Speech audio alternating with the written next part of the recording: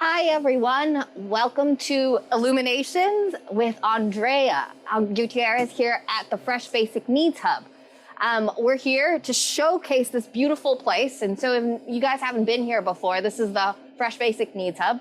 And you can find a whole host of different things here, including fresh produce and all these great things that you see behind us. And so this is Andrea, and I'm gonna introduce you to Andrea right now. I'm gonna ask her a few questions. And so, Andrea, how long have you been here at UCI? Well, working at UCI, I've been here for about 6 years, but I'm also a UCI alum. So my journey here started actually when I came here to study, and then I kind of stayed after. So what is that story? What was the story of you starting here and building this great place? Of course. So as a student here, I was very involved with student groups that were really trying to affect change specifically for like first generation students like ourselves. We were working on establishing the Dream Center, for example. We were also working on making the Source Center a permanent space and really kind of looking at like what resources are lacking. So we were having a lot of conversations around food security, the need for maybe emergency food resources like a pantry. Interestingly, around the time, I would find cooking as a way of really relaxing and kind of finding some balance right through my studies. And I started bringing a lot of like prepared food into the Source Center, which was an area where we actually grew out of. And so even before this existed, right, I was already very involved with the center. I would bring prepared food. And the director and I started noticing that a lot of students gravitated towards me, right? Not only because I was friendly, but because they were like, oh, she always has food and I can eat, right? Like a real meal. So we kind of made it a habit, right? Like it was a weekly thing, and then more and more students would show up. And so I think that's really when the director of the Source Center at the time started noticing that food insecurity was maybe an issue that was more prevalent than we had thought about. She also had really good conversations with the social worker team, who also were seeing those incidents of food insecurity and kind of basic needs challenges. And all of that actually kind of interestingly led into this like larger initiative across the UC that was called the Global Food Initiative that actually gave us the seed funding to start a campus pantry. Around the time, my time as a student was ending, and so I was kind of looking for full-time work. And then there's this grant that came about that was meant to establish the first food pantry, along with what was called at the time a food access coordinator. So the first kind of full-time staff position to actually start the program, right? And so I applied for that, I got the job, and then we started running a small pantry out of the Source Center for 2 years. In those early years, students were very passionate about it. It actually passed the student fee referenda, which is an odd thing for students to do, right? Like actually impose an extra fee on themselves. Yeah. But they believed in this resource and wanted it so much that they actually voted for it. And so that really then allowed us to think bigger, right? And say, okay, now we have actually more funding and semi-permanent funding that we can expand into. And that allowed us to actually receive the space allocation that we have now here in Lot 5. To then expand from just the food pantry into a basic needs center. So that was really the evolution of the center. As we came here and opened our doors here in 2017, then the conversation around basic needs was also becoming a little bit bigger. And the state government was really paying attention to it. There was more research about it. Not only the UC system, but the CSU and the community college systems were really talking amongst each other and producing research around the issues. And all of that led to basically a lot of advocacy, which then led to the state government, the state of California providing ongoing funding for our centers.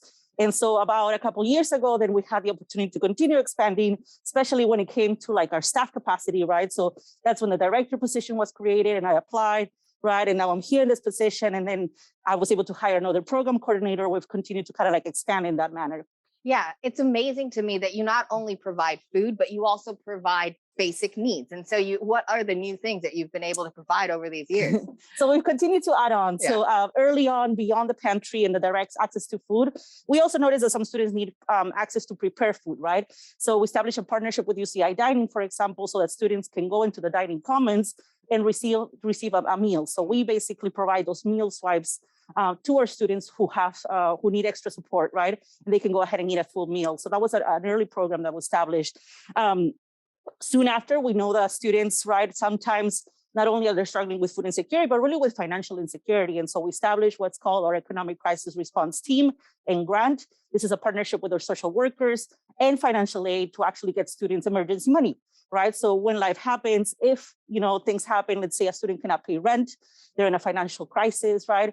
They're actually able to tap into this emergency dollars up to $3,000 now to get them out of that situation and stabilize their situation. Oh, wow. Beyond that, oh my goodness, we've done more. So yeah, the Diaper Bank is one that I forgot that you have the great Diaper Bank too. And so during COVID actually was a really good time for us, as hard as it was, right? And we continue serving the need, especially.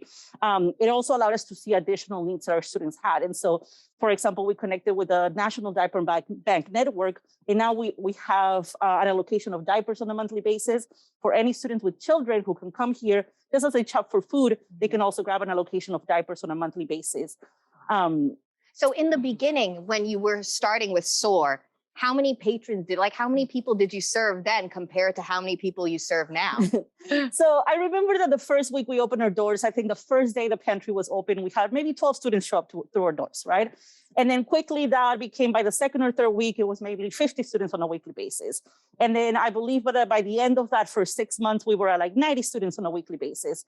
And that just has continued to evolve. And then obviously as we came into a bigger space, I just looked at our data, for example, and last month we had about 1,000 unique students who came through our doors, specifically for the pantry resource. And they came about 2,000 times. So an average of like 2 visits per month per student. On a yearly basis, usually we'll end up having about 20,000 visits to the space. Wow. All right. So then have you seen like personally how the food pantry has impacted these students or patrons that use it? Yeah, of course. I mean, there's plenty of stories. I recall early on, for example, a young student who was very ashamed to kind of tap into the pantry, right? Come through our doors. And so I had met him outside, kind of office hours. And it was really like those conversations about like shame and stigma, but also like helping them understand that like they actually deserve to eat well, right? That while they're in college, they shouldn't be neglecting their health. And I remember it was very like a transformational experience for him, because not only did he kind of push through that shame to say like, hey, yeah, it's okay, even though I'm a young male and I'm supposed to I think I'm supposed to provide for myself, like it's okay to ask for help. And then he became someone who was very outspoken about his situation, started writing spoken poetry, and then became our student staff, right? And it was someone who actually would speak about the resources and try to spread the word with students. Similarly, for example, more recently, we supported a family, an international student, right, who was here with like 3 children, was here for a PhD program. And we actually worked closely with the student and his family for almost the 4 or 5 years of his PhD. Wow. Now the student, right, is back home working a full-time job, right, doing really well for himself. But while he was here, he obviously had limited resources. And so what was interesting about this family is that not only, right, they obviously learned about us through the pantry, but then quickly got connected, for example, to the emergency meals, right, where not only him, but his children could come and eat into the dining commons. And then, during summertime, sometimes things were rough because, the A ships are not as available sometimes, right? He would really sometimes struggle with paying for rent. And so then we connected him to our social worker, specifically Peter, who you'll learn about today, right? Who worked with him really closely as far as his specific needs.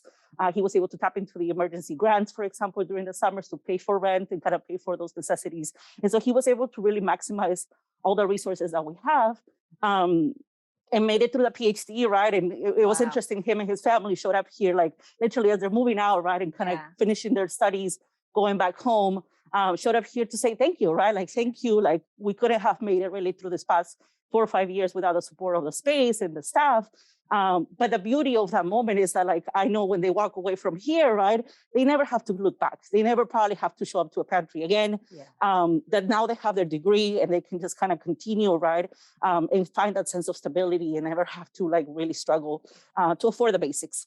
It's just amazing the work that you do, because food is such an important part of all our lives. And it's such a basic part of our lives, and that we forget about it, I feel like. And you provide a service to kind of catch these people and give them an opportunity to step out of that situation. And so, are there any new projects that you're working on right now that are up and coming? I'm sure there are. We're always working on new things. So there's a couple of things coming up this year. Very soon, in a few months, we're actually finishing a project that we've been working on trying to really connect students in a more easy manner to our resources, because we've expanded so many resources. Sometimes our students don't know exactly what they qualify, what they should tap into, right? We also, for example, help our students who are eligible apply for public benefits like EBT or CalFresh. And so what we've worked on for the past 5 months is to develop a survey. It's basically a basic needs intake survey that any student can take to identify like what is their level of basic needs, security or lack of. And then that specific survey then basically puts out an outcome and tells them like, hey, based on what you're going through and what you've answered in the survey, these are all the things that you should actually be tapping into, right? So it kind of will prescribe in a way a menu of resources that they can automatically know like, hey, if I go to the space, right? If I go to the Fresh Hub, these are all the things that I can tap into that I already qualify for. So that's coming in the next two months. And then the next thing for later this year was we actually are in the process of purchasing a mobile pantry vehicle. So we've always identified and known, right? It's in a campus this large, accessibility is very important, right? And not all of our students have the means to actually make it out to where we are. And so we, where it's basically going to be a pantry on wheels, right? We were inspired by some of that model that exists in the community. And so it will be basically a truck that will be kind of like a food truck, but it will be like a produce truck, like a pantry truck that will be able to drive to campus locations and be able to take food to students that perhaps can't access us physically. And so it's interesting because a lot of the produce that you get is seasonal produce, and you do that for a reason because it's healthier that way too. And so I think it's amazing when you walk in here and you see all this fresh produce and all these great things. These are locally grown, most of them, are they not? Or Yeah, so we're very lucky that we have a partnership, actually a couple partnerships with local farms, right? One is with our Thach farms, where we source kind of like their local grown produce. We also have a partnership with the UC South Coast Research Extension Center. They actually grow veggies for us, and our student staff goes out there on a weekly basis to harvest it and bring it back to the center so that we can distribute it. And so you're also teaching students how to pretty much the farming process and the way that food travels then. And so if I get a lot of questions sometimes from international students, and they might not know that they can utilize a lot of these resources. And so we should definitely tell them that this is here and that they can use it too, correct? The international students. We serve all students. We actually even support our students who might be, here through the extension services, continuing education, students, undergrads, just like grad students. Our grad student population is actually about a third of our clients here. Oh, wow. And yes, international students especially, right? We want to make sure that they know we're here for them too. Because sometimes, it's difficult to be here and afford your education here, or your family's also trying to do things overseas. And then, so if you're a student, how do you get involved with the food pantry?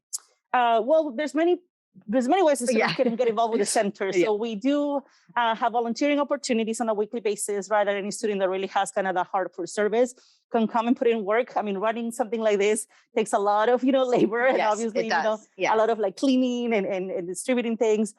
We also hire student staff every year. So we have about 40 students who work for us in our pantry team, in our CalFresh team, in our outreach team.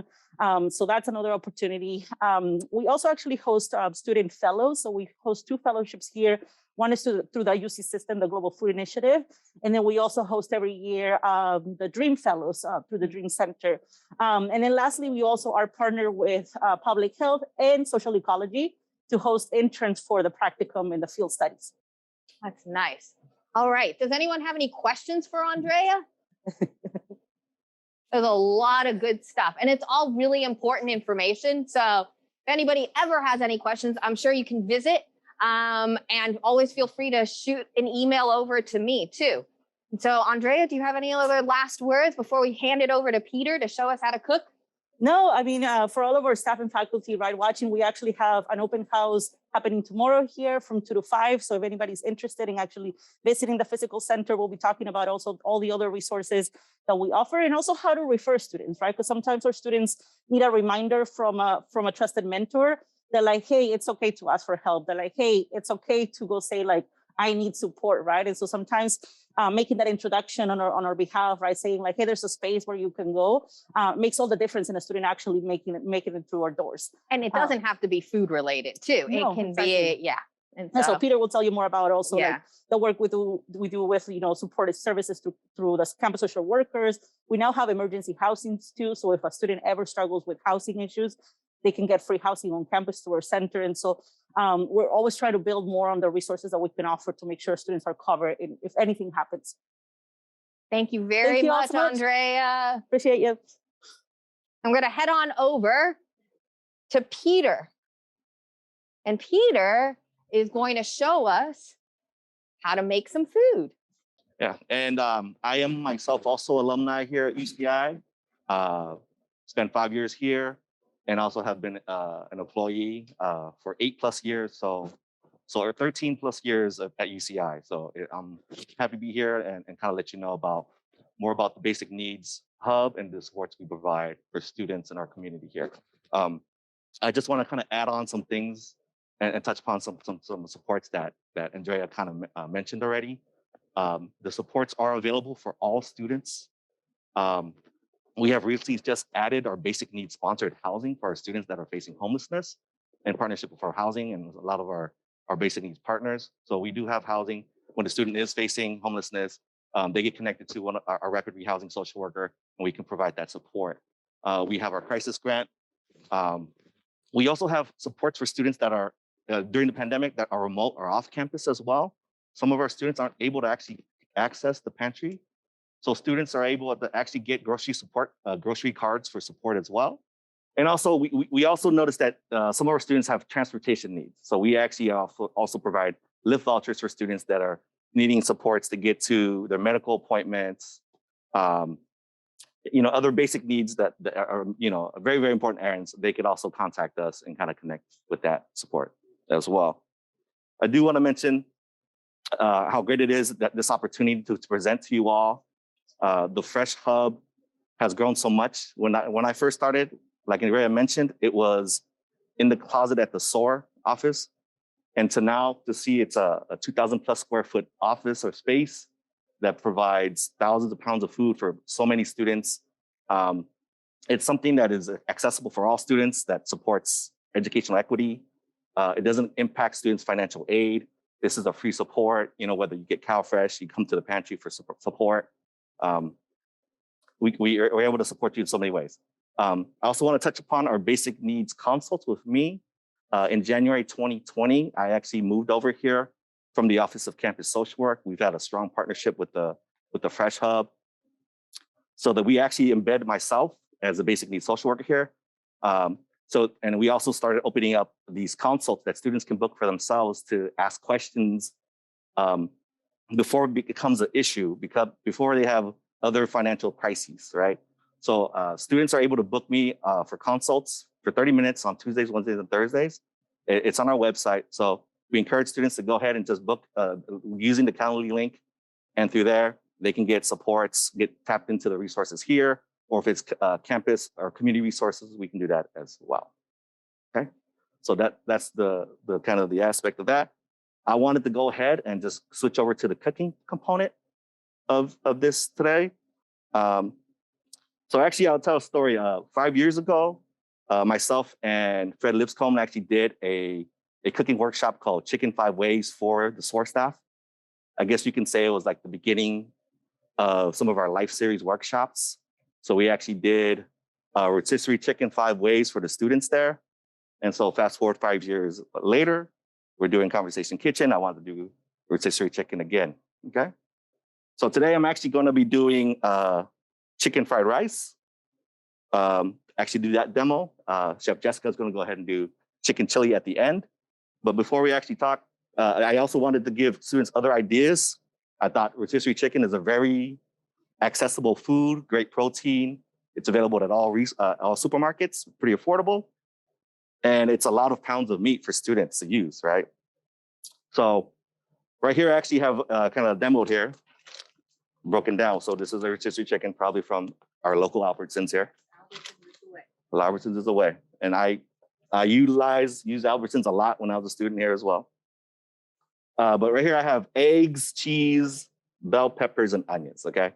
So what do you think that is? That's an omelet and rotisserie chicken. Like you can use the meat from rotisserie chicken as just chop it up as regular chicken, dark meat, white meat, whatever you like to mix it up. It's a great way to repurpose it after you've eaten it the first time. It's in the fridge, it gets cold. You don't know what to do with it. I love to repurpose food. So, I mean, I learned a lot of my cooking skills as a student. And so now I'm kind of imparting some of those skills and like tips that I've learned to you all. I'm a big fan of breakfast or any time of meal. So chicken omelets.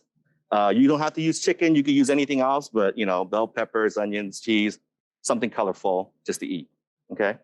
Something else is really simple is if you chop up the meat of your chicken, you could also make chicken salad. I think that's a lot of us are familiar with chicken salad.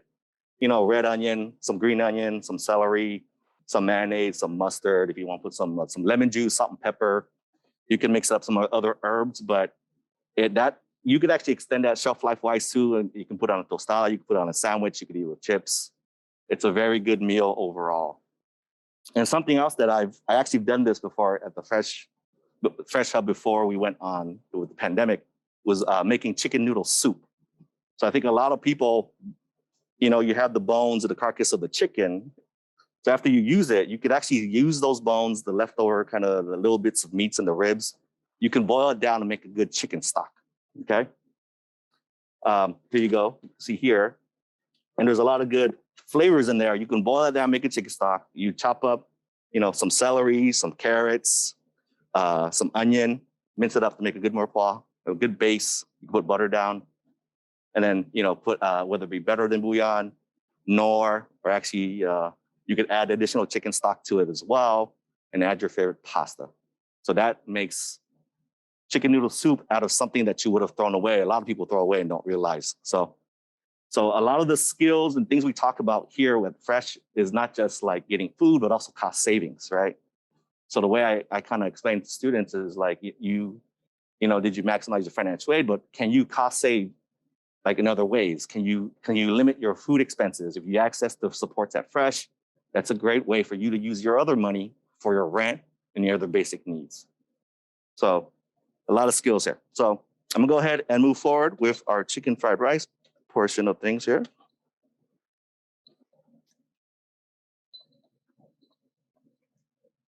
All right. And so for me, fried rice is probably one of my favorite things to make. It's something I grew up with. My dad, we rarely threw away things. Like your breakfast was usually dinner, like whatever like left over, right? And my dad would always like, if there's a pot of something that had like some a sauce or something, my dad would always throw rice into it to make fried rice. So it's a really, very creative, very repurposing of food. And whatever you have in your pantry or fridge, you can make a really good fried rice. So let me see here. I'm gonna lay down some oil here. So as you can see, basically I have some dry rice. To make fried rice, you need to have dry rice. It's day-old rice is best. If you go to a restaurant, they give you rice, take it home. I love that because I know I'm gonna make a fried rice later with that, okay? So my other ingredients I have here is I have garlic, I have onion, I have green onion. So aromatics is always like the base of how I cook stuff. I love a lot of onion and garlic. Some carrots, add some sweetness, right? And then here we have the chicken chopped up already. Okay, let me see. I feel warm, so it's getting there. And also, I'm gonna let you know something too. I have some ketchup packets here. So something my dad always did was he added ketchup to his fried rice. It has umami, and then, you all have packets of something in your cabinets and your fridge. Those things are valuable too. And oftentimes you don't realize that you could actually use that to kind of help cook your meal as well. Okay, so what I'm gonna do is I'm gonna throw down the onion. There it is.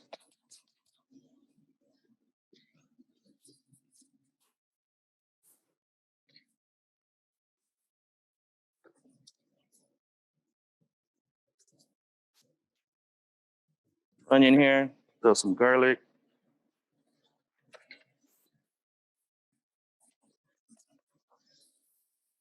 Ooh.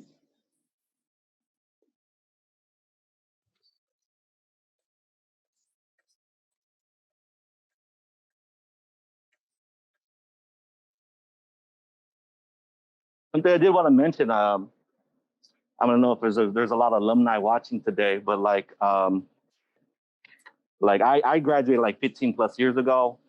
The student body population, you all know that we're like a first gen school, like 50% every year. A lot of our students like myself, like you're learning how to cook for the first time when you're on your own, especially second year because you don't have a meal plan. So that's why we try to do these life skill shops. I know Jess and her side they try to do the life skills workshops with the chef hours. So be on the lookout for that in the future.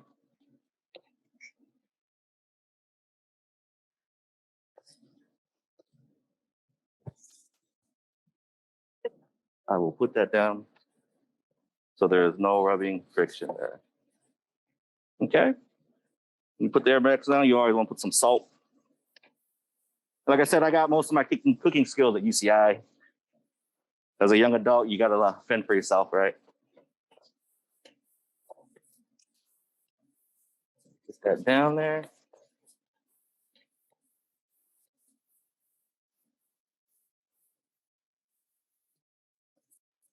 And I will do these cooking workshops when students around here were at the Fresh Hub. And a big purpose of that too is that I wanted the students to get to know me, get to know that there's a social worker available here. I mean, I think if you get a referral, you're more likely to connect with me if I emailed you, if I actually handed you a bowl of fried rice or, made you a taco here at Fresh Hub. So that helped build rapport. Like Jess said, like food makes connections, right? So that's another one of the reasons why I chose to come to this space. I love food. I'm a food enthusiast. Those that know me, I'm a feeder. I'm often the one cooking for family reunions and in my household.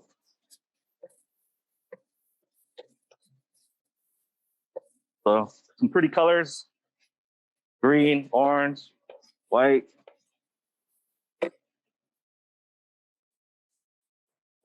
you're wondering what kind of salt, I'm using the blend Kinder's garlic salt from Costco. All right, very good. Good option here.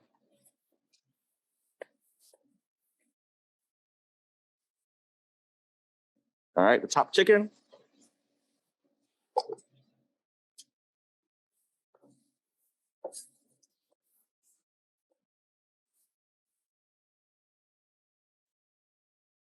This is great, by the way. Like I watch so many cooking shows, and here I am. I'm kind of on the cooking show.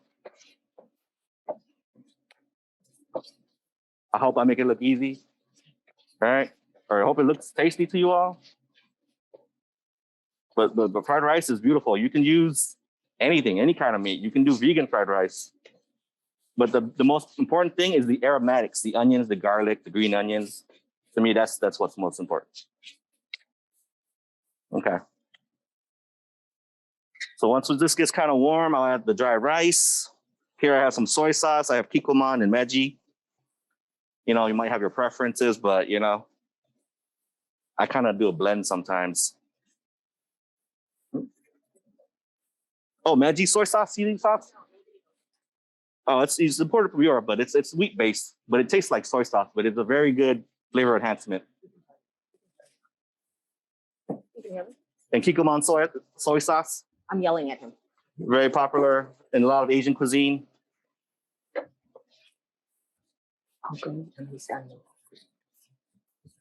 Okay, so I think we got everything kind of warmed up here. I'm gonna drop in the rice now, the dried rice. Like I said, day-old rice is best.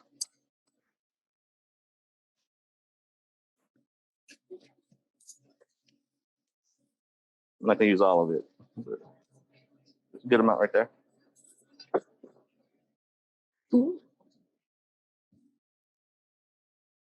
Okay. Once you get your rice in, you want to kind of mix it all good. Get the flavors. So the rice kind of absorbs the flavor that you had with the meat and the aromatics, right? If it clumps up, you want to break it down a little bit.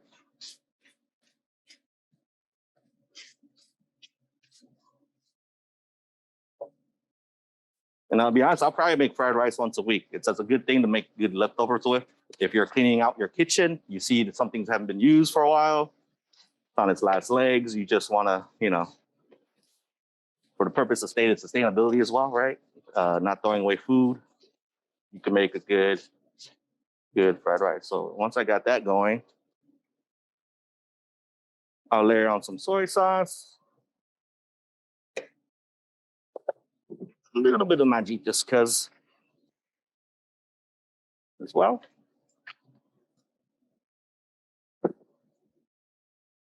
And my secret recipe, Hunt's ketchup. You can use Heinz, whatever you got. This is what I got in the fridge.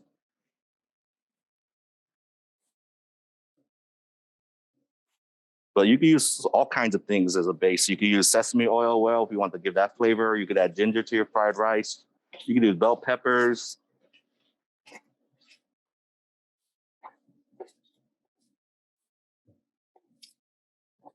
Okay. You all probably wondering, like, where's the egg part? That's coming next. I do my eggs last. Some people do it on the side. I make a little middle part. Once your rice is hot, this is when you start cooking your egg. So you want to put a little bit of oil so it doesn't stick.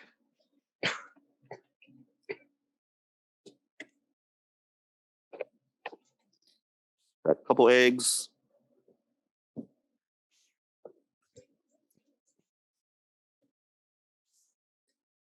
Oops.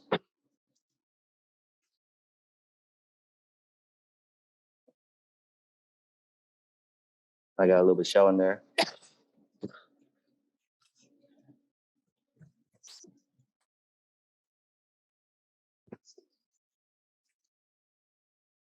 All right. And kind of let the egg sit there. I drop a little bit of seasoning in there. What I do is I kind of make like a scramble in the middle. Get the egg to a good consistency before I kind of mix it up. And there's other ways to do this. This is just my preferred way. A lot of people make a scrambled egg on the side and add it after. But I don't want to wash the extra pan. I just want to, everything I cook, I try to make it one pan or one pot if I can help it.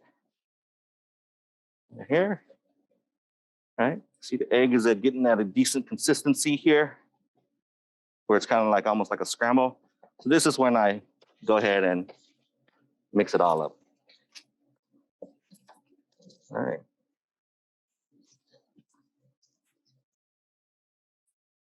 Got a little bit of sticky on the bottom because we're going non-stick today, but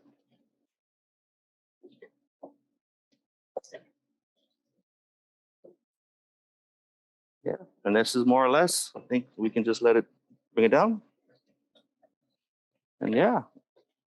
And you could add some garnishing, cilantro, whatever you want on top if you want to have some more green onion here. Break it down.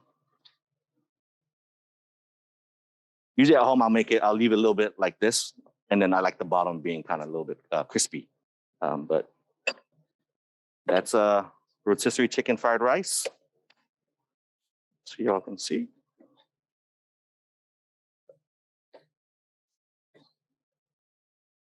How long that take? That wasn't that long, right? 10 minutes or so? Because that, everybody always gets to see me do my knife skills. And Peter has some amazing knife skills, if you can't see already, including some garlic, onion that he chopped up.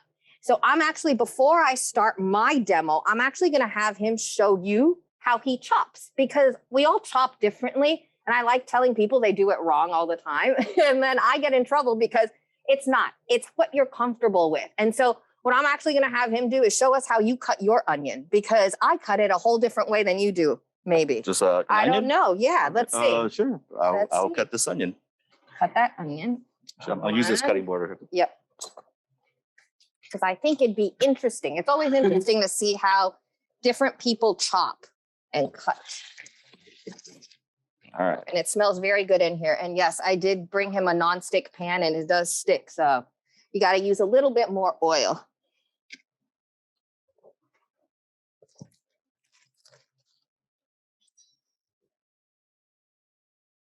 There you are.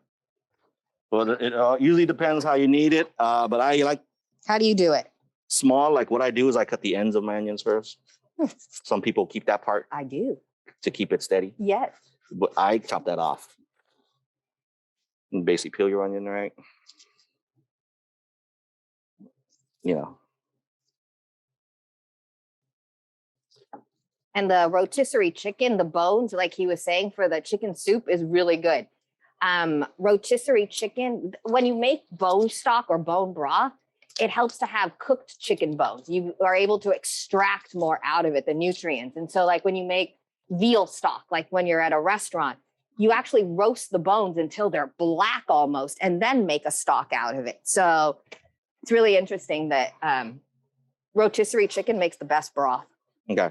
So I cut the two ends so I have a flat. It's important when you chop to have a flat bottom somewhere. Yes. Because if you're just rocking around, then it's a safety hazard. But I usually cut my onion in half. So I'm just going to show half demo. Yep. So this half right here. So I cut that in half. Right. I guess I cut the flat part in half. Then I chop here. What I do is I kind of chop it in eighths. Like this. I twist. Chop it in eighths. And if I need it even finer, I'll chop it in like 16ths even. Interesting. If you need that. Or if you need it chunkier, you can do quarters. So that's how I chop it. And then, you always got to do the little tiger grip, the claw. And then I just kind of go like this. And kind of rock it. And then you got to be careful at the end. Sometimes I just let it go and then I just kind of do that. And then there you go. And that's how I chop onion. That's how you chop your onion. Yeah. All right. Now I'm tearing up. Now he's crying. He's crying. I caused him to cry. There's no way around that. No, there is no way. Especially shallots. I cook a lot with shallots. And those get you hard. I always say it's the older ones, the ones that have been sitting in the store for too long. You want to do yours too? I'm going to do mine now. Let's see. So I do it similar. I'm using the back of my knife, everyone. So I'm not ruining his beautiful knife. So he has a beautiful knife here. It's a really nice weighted knife. So I keep that intact still. And then I put my fingers around it, like he said, and then I cut down. Okay. And then I peel. So that's culinary school. That's culinary school, yeah. Maybe. We don't know. We don't know. Mine's, I don't know where. No, but that's the beauty of cooking, because it's actually really, really similar. So I keep this intact. And so he's able to, because you're actually more comfortable with it probably. And so I'll take this end off and then I pinch the knife. So I'm always pinching the knife and then putting my hand around it and then use the tip of the knife. I don't do it as evenly as he does. I just go in. And then if you dare, you can go in one more time this way. Everything together. Wow, that's even finer than mine. It will be finer, but they're all perfectly fine ways to cook an onion and chop an onion. And then I go all the way up too. So that's it for the onion. Cool. But if you look, actually, the nice thing about the way that Peter does it is because it's not held together by this, it falls apart easier. Mine's all chunked together. I actually have to go in and almost break it apart a little bit more. So he might have turned me on to something else. No. Maybe. All right. So now I'm going to show everyone how to make a chili. Now, Peter doesn't like chili. I don't say. No, it's not. Okay. It's not. I like chili. I've never made chili personally. Okay. And he asked me, why did we have to make chili? And so it was a really interesting question. And it's an actual question that I think is important to answer. And the answer is this. These are two products that you find at the food pantry almost every week. I feel like canned tomatoes and canned beans are two things that you'll probably find at any food pantry, right? These two. This is your best friend when you can't have meat. You're going to get a lot more protein and nutrients out of your can of beans than you are from a lot of other things that there might be. Lentils is the other great one. So I like using those two. And then celery, carrots, and onion is the mirepoix of what Peter was talking about, like that base flavor, and garlic. There's the Trinity. The Trinity is what they use in the South. And the South, they throw in the bell pepper and garlic too. And then there's, what's the one that they use in South America? I can't remember. It's like a trinity. It's like this, and they use bell peppers. I can't remember now. Something like, I can't remember. But anyways, and then you've got bell peppers. If you can find it, if you want a bell pepper, you can add a bell pepper. And when you buy a bell pepper, make sure you look up here, because this is where it usually starts to go bad and it'll be soft. And you don't want to buy anything that's soft up here. The other thing is, when you're buying a bell pepper, don't buy it by weight, buy it by piece, because bell peppers range in weight all the time. Because sometimes there's a seed pocket right in the middle, and you don't want to be paying for the seed pocket. Now, when you chop this guy, it's a little funkier, because I'm going to cut through the middle, and then I'm going to expose the seeds and then take it out just like that. That way I've still got this part to use if I wanted to. Now, this is where the dirt likes to hang out, so make sure you clean it. And then cut on the inside. So trim the pith, so you can trim this white stuff because it's bitter. And then cut on the inside, don't cut on the outside. Like a tomato, the outside's going to be slippery, so cut on the inside. And again, make little strips. And if you can, bell peppers are pretty pesticide laden. So there's 12 produce items or 12 things that we like to say, if you can buy organic, you should. This table is very low, so it's hard to chop. All right. So there's bell pepper. So I've got a pot going on right now. We added some garlic too. How do you chop garlic? What's your garlic trick? Smash. Smash. Can you smash one for Smash me? and peel. So. But your hands get so sticky from garlic. I don't like sticky fingers from garlic. Yeah, I a friend when I had a roommate. I had study abroad in Barcelona for a year, Yeah. and he was a cook, and he told me in the kitchen that with garlic oils, you just rinse it down like this for a while, and the garlic oils will come down. If you rub it, the garlic oils will get all over your hand, but you let it just run down. Oh, really? Interesting. So that's what I do. We do the stainless steel. Like, I just go around looking for stainless steel to put my fingers on. Yeah. So I peeled the garlic right there. Yeah. And then what I do is you kind of like do this, and I just like that. Cool. And then chop. And then or that. And then there it is. It's just nicely minced for you. You kind of just like that. Nice. You know? If I use a lot of garlic, I just use a food processor. So yeah, that's true too. That's yeah. So if anybody is interested about garlic, the good component in garlic is called allicin. Allicin doesn't actually activate until you chop it. So in order to get the benefits out of garlic, you have to chop it. Not only that, you need to let it sit for a couple seconds too. It's actually 10 minutes. That's what they say.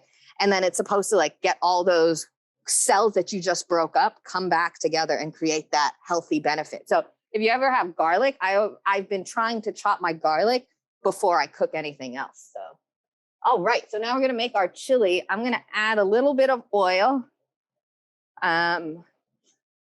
The good high heat oil that we like to use these days is avocado oil. So if you've got avocado oil, that'll be your best friend. And then I'm just going to add all of my stuff together. I'm not even going to care which one goes in first or last. I will tell you though, if you like garlic, hold off on the garlic. You can even add it at the very, very, very, very end.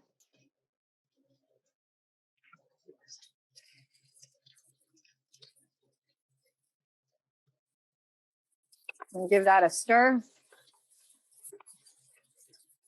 So all of these things that we're teaching you, if you didn't realize already, can easily be thrown into a Ziploc bag and frozen.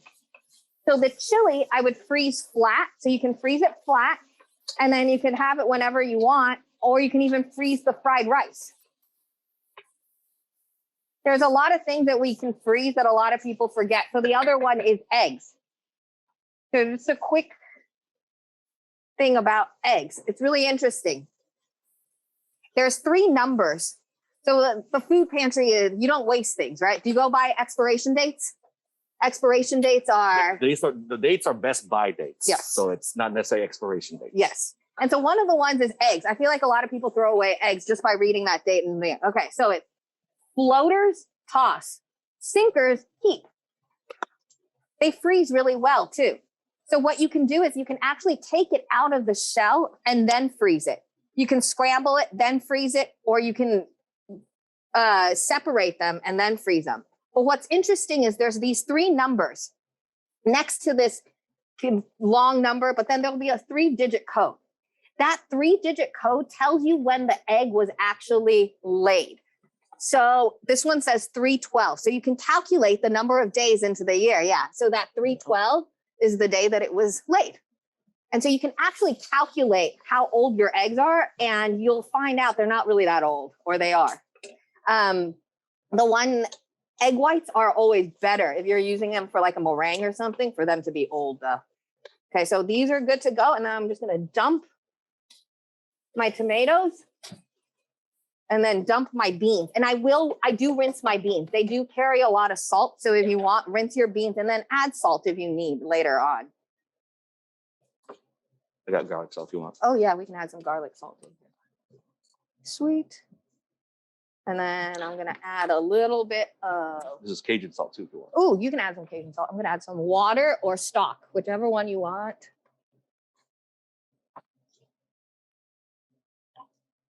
Stock is obviously gonna taste a lot better, but this will be just as good. And so now you can add your chicken into here if you have rotisserie chicken. And if you want to make your own rotisserie chicken, they're pretty easy to make.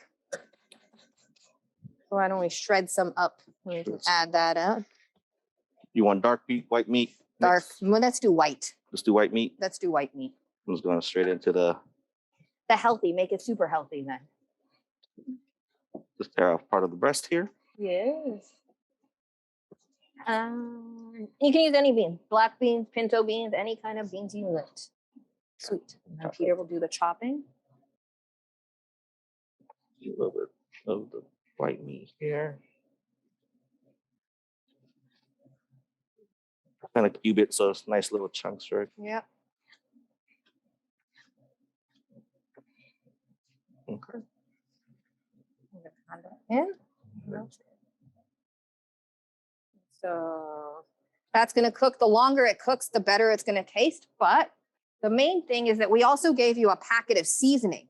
So I made a chili mix for everyone. The chili mix has dark chili powder, which is not spicy for the, and then it's got a little bit of oregano, cumin, coriander, as well as smoked paprika. So this is what I want to show you.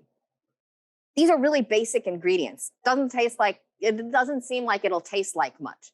This will make this taste like $1 million. And so the idea of Peter having things like this, and this, these are all ingredients that help food taste better. So there's spice blends. Spices and herbs will brighten your food up for you, and you're not adding junk. You're not adding anything that's is bad for you in any shape. And so now I'm going to add my spices in. I'm not going to add all of it. And you guys had the right amount in there. But the smoked paprika will almost give it an earthiness that's similar to meat. So if you're craving meat and you don't have meat, smoked paprika is a really good substitute for that. And then we're going to let that go. And so I'm going to let that cook and then serve it with a lime. So everybody got a lime. I want to show you one trick before we sign off and say bye. Limes, if you buy them and they're hard, roll them around first. So you can do that trick where you do the da-da-da-da-da-da-da-da. Sometimes that doesn't work. If that doesn't work, your microwave will soften it for you. 20-second intervals, okay? Put it in for 20 seconds. There are times when citrus can get really, really expensive and you don't want to use the whole thing. So if you don't want to use the whole thing, all you have to do is make a little cut on the top, make a little X right on the top, okay? And then you can take the back of a wooden spoon, and I'm just going to squeeze it here so that you can see. And then you find that spot, and then you just squeeze based off that. I can take this whole thing and put it back in my refrigerator then, and I can still use it. So you're only using what you need, but you're preserving that whole thing just by making a little cut on top. So those are the types of little tricks that can help your food last a little bit longer. And I think that's it. Do you have any other tips or tricks, Peter? Not on the top of my head, but Not- I mean, invest in Comforting. good Tupperware. Mm. You know, you talked about freezing food. If Yep. you have good Tupperware, you can save your food longer. That's a good way to cost save money. But yeah, come check us out. Check the website. Look at the supports available, the resources. If you have questions, you're more welcome to book a consult. And and if students that are needing higher level supports can check out the Office of Campus Social Worker for referrals as well. You know, we're here for students to provide whatever support you need. There's something in whatever situation you're facing. There are people that can help you out. Thank you everyone for joining us. See you soon. Bye. Right.